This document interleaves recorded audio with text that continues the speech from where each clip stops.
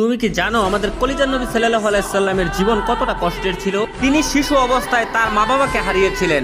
মানুষ তাকে এতিম বলে গালি দিত, তার পবিত্র গালে থাপ্পড় মারত। অসহায় নবীর কান্না ছাড়া আর কোনো পথ ছিল না। নবুয়ত পাওয়ার পর তার আপনজনরাই হয়ে ওঠে তার চিরশত্রু। তাকে পদে পদে হত্যার চেষ্টা করা হয়। মানুষ তার শরীরে ময়লা আবর্জনা ছুঁড়ে মারত, তার রাস্তায় কাটা বিছিয়ে রাখতো। মানুষ তার শরীরে পাথর মারত। মানুষের ছোড়া পাথরে নবী করিম সাল্লাল্লাহু আলাইহি সাল্লামের দাঁত মুবারক শহীদ হয়ে যেত। নিকৃষ্ট পাষাণরা নবীর পবিত্র মুখে থুথু পর্যন্ত ছিটিয়ে দিয়েছিল। নবী করিম সাল্লাল্লাহু আলাইহি সাল্লামের কষ্টের দহন আরো বাড়লো যখন তার শিশুকালে কলিজার 3 পুত্র সন্তান ইন্তেকাল করেছিল। আবার কলিজার নবীর ঘরে চুলাও জ্বলতো না। ঈদের দিনও তিনি না খেয়ে ঈদগাহে যেতেন। ইসলামের জন্য আমার নবী 3 বছর গাছের পাতা খেয়ে বেঁচেছিলেন। এত কষ্টের মাঝে থেকেও আমাদের কলিজার নবী আমাদের জন্যই শুধু কেঁদেছেন। আমার এই অসহায় নবীকে যদি ভালোবাসো তাহলে কমেন্টে লেখো আই লাভ মোহাম্মদ এবং